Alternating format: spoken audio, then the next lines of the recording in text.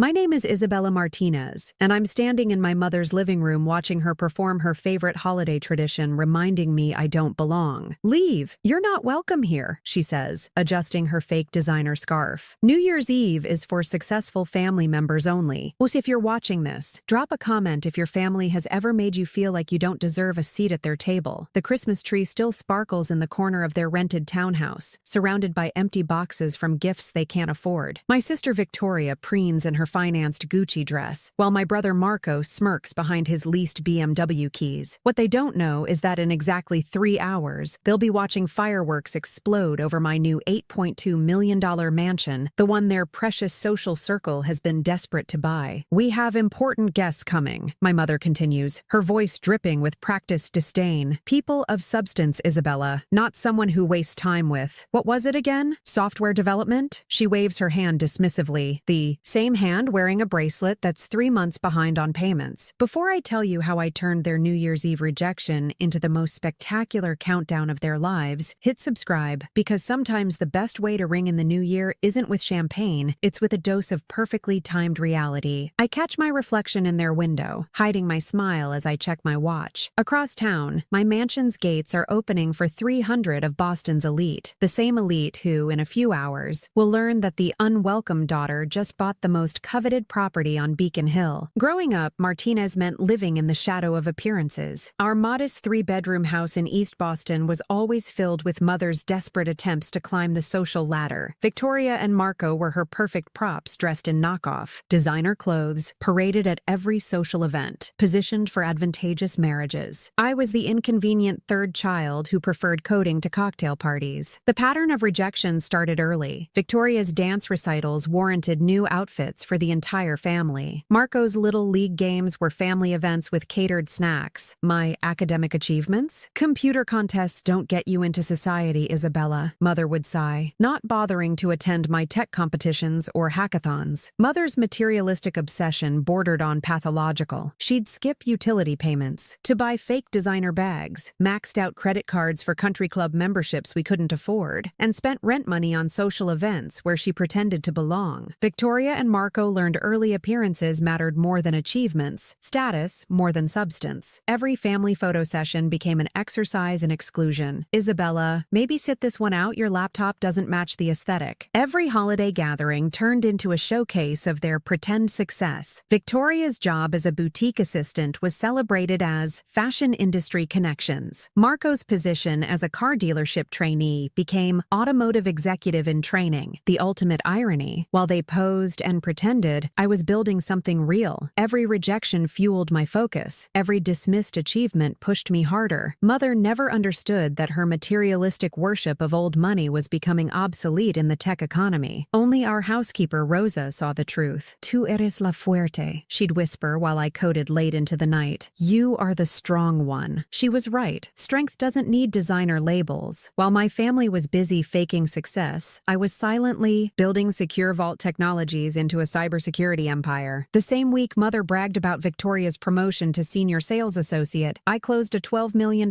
government contract. While Marco flaunted his leased BMW, I was quietly acquiring prime Boston real estate through anonymous LLCs. I kept my success carefully hidden, operating through shell companies and maintaining a modest public profile. When Forbes wanted to feature me in 40 Under 40, I used my middle name, Alexandra, and a photo where I looked just different enough. My family, who only read social pages and gossip columns, never made the connection. The wealth accumulated strategically. First million by 28, then 10 million by 30, now approaching 50 million at 32. I bought the building where Victoria's boutique rented space. Through a holding company they'd never connect to me. I acquired the dealership where Marco worked, letting him continue playing executive while I actually owned his workplace. My strategic planning was meticulous. I maintained a simple apartment in East Boston for family visits, though I owned the entire block. I drove a modest Tesla to their gatherings, parking my Bentley in a private garage. When they discussed real estate at dinner parties, I played dumb while secretly outbidding their social circle on every significant property in Boston. The ultimate irony came came when Mother's social climbing finally worked. She received an invitation to the prestigious Beacon Hill New Year's Eve gala. What she didn't know was that I owned the mansion hosting it, and her invitation was part of my carefully orchestrated plan. Every time they mocked my computer job, my net worth grew exponentially. Every dismissal added another property to my portfolio. Every rejection built another floor in my empire. The Blackwood estate on Beacon Hill had been the crown jewel of Boston society for generations. When I learned it was quietly being listed for $8.2 million,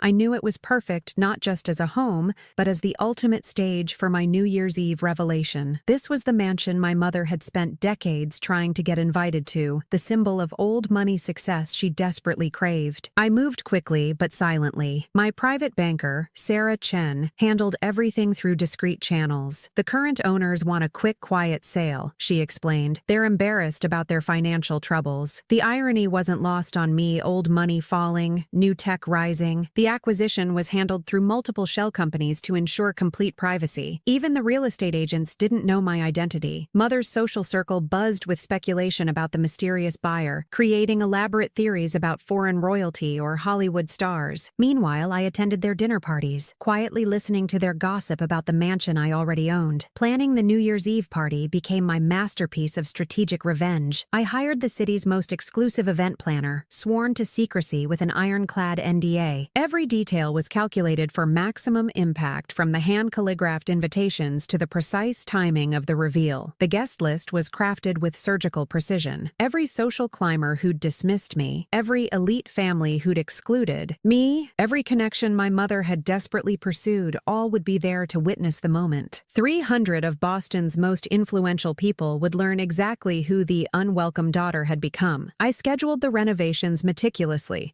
ensuring everything would be perfect for December 31st. The mansion's transformation would mirror my own, from overlooked to undeniable. The Blackwood estate transformed into a winter wonderland under my direction. Crystal chandeliers sparkled above marble floors, each room decorated in white and gold. The grand staircase, where Mother had once begged to take photos during a charity tour, now gleamed with thousands of white roses. The ballroom, where Victoria had dreamed of making her society debut, was set for 300 of Boston's most influential guests. The invitations caused a social earthquake. Thick cream cardstock with gold embossing, delivered by private courier. You are cordially invited to New Year's Eve at the Blackwood estate. Black tie required. Host to be revealed at midnight. Boston's elites scrambled for inclusion, exactly as planned. I orchestrated the guest list like a chess master. The Whitman family, who'd rejected Mother's country club application, invited. The Prescotts, who'd snubbed Victoria from their debutante ball, confirmed attendance. The Richardsons, who'd laughed at Marco's attempts to join their investment group, eagerly accepted. The anticipation built perfectly. Society columns buzzed with speculation. Mystery Millionaire's New Year Spectacular headlined the Boston Globe's social pages. Mother's desperate attempts to secure an invitation were met with polite deflection. Limited capacity Mrs. Martinez, perhaps next year? Each room was strategically designed for the reveal. Hidden screens would display my company's achievements at midnight. The library showcased tech industry awards under subtle lighting. The conservatory held scale models of my real estate portfolio, covered until the perfect moment. The piece de resistance, a digital countdown clock above the grand staircase, programmed to reveal my name and net worth at midnight. Every detail, from the champagne labels to the napkin monograms, would transform from elegant anonymity to my personal brand in a synchronized display of success. I arrived at Mother's townhouse at 8 p.m., watching their last attempt at social relevance unfold. The rented furniture arranged to hide wear marks, borrowed artwork strategically placed, and a handful of guests who hadn't secured invitations to real society events. Mother fluttered around in her knockoff Versace, pretending this was her choice of party rather than her only option. "Isabella," she sneered, noticing me in the doorway. "I thought I told you this evening was for successful people only." Victoria and Marco flanked her, a united front of borrowed designer clothes and leased luxury watches. "We have standards to maintain." I played my part perfectly, letting their final act of cruelty build to its crescendo. "I just wanted to wish you Happy New Year, Mother." The words carried a weight they couldn't yet understand. "Happy New Year?" She laughed, crystal glass tinkling. "What could possibly be happy about your year? No status, no connections, just sitting behind a computer." Her voice carried across the room,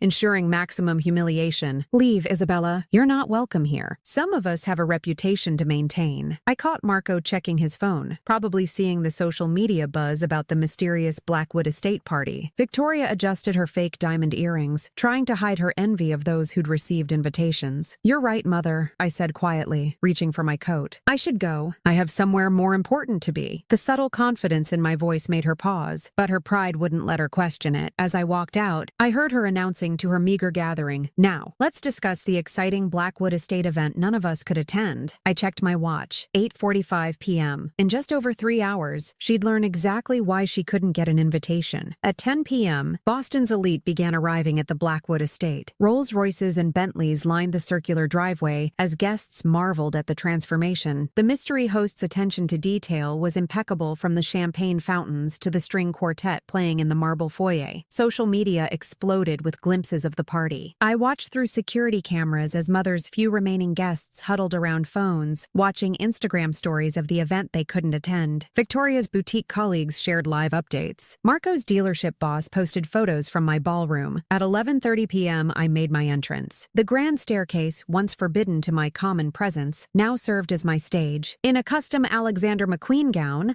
I descended as 300 of Boston's most influential people turned to face their mysterious host. "Welcome," I announced, my voice carrying through hidden speakers. "I'm Isabella Martinez, CEO of Secure Vault Technologies and your host for this evening." The gasps were audible. The Whitmans, who'd blackballed my mother from their country club, nearly dropped their champagne. The Prescotts, who'd mocked Victoria's social climbing, stood frozen. Right on cue, my phone lit up with frantic texts from my family. "Mother, this must be a mistake." "Victoria, how dare you embarrass us like this?" "Marco, you can't possibly own the Blackwood estate." The screens around the mansion activated, displaying my company's achievements, property holdings, and net worth. Each revelation calculated to shatter their illusions. The tech empire they'd dismissed as playing with computers, now valued at $50 million.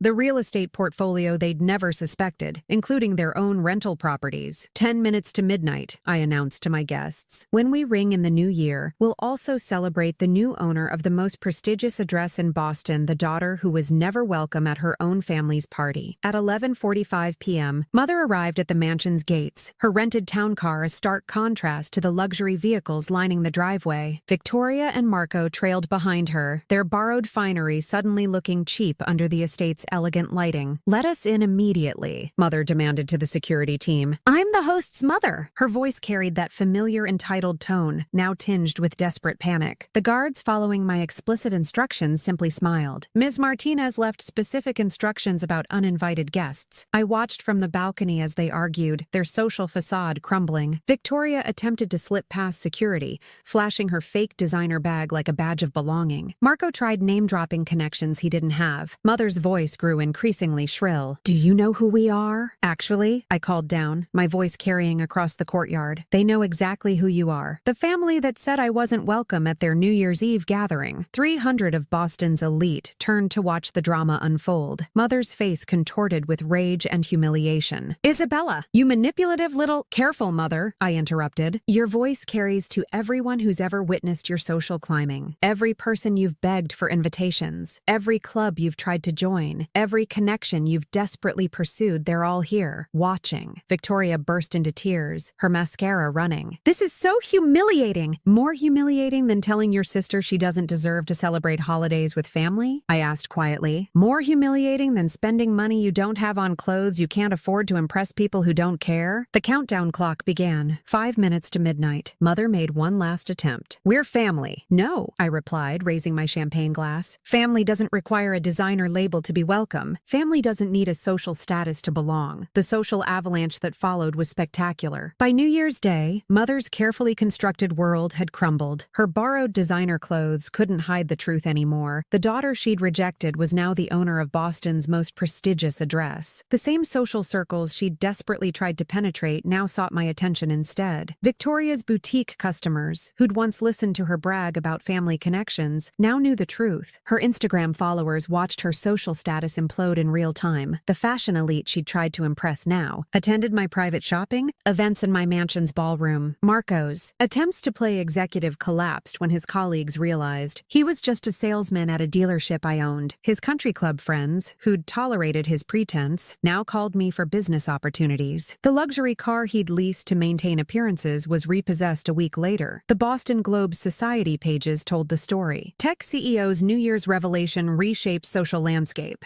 Photos of my mansion party filled their coverage, while Mother's gathering didn't merit a mention. The article detailed my journey from excluded daughter to social powerhouse, turning years of family rejection into a narrative of triumph. My phone buzzed constantly with messages from relatives suddenly discovering their deep connection to technology. Each one received the same response, a screenshot of their past comments about my embarrassing career choice. Mother's social circle, who'd followed her lead in dismissing me, now sent desperate invitations to their events. The sweetest moment came when the Beacon Hill Society board, which had repeatedly rejected Mother's applications, invited me to become a member. We should have recognized true success earlier, they said, pointedly ignoring her presence at their monthly meeting. The family's rented townhouse looked smaller now, their borrowed luxury exposed for what it was, a facade that couldn't withstand the weight of authentic success. 1 year later, the Blackwood estate hosts different kinds of gatherings. My New Year's Eve parties celebrate innovation and authenticity, not borrowed designer labels and fake status. The guest list includes self-made entrepreneurs, tech visionaries, and people who create real value, plus a few reformed family members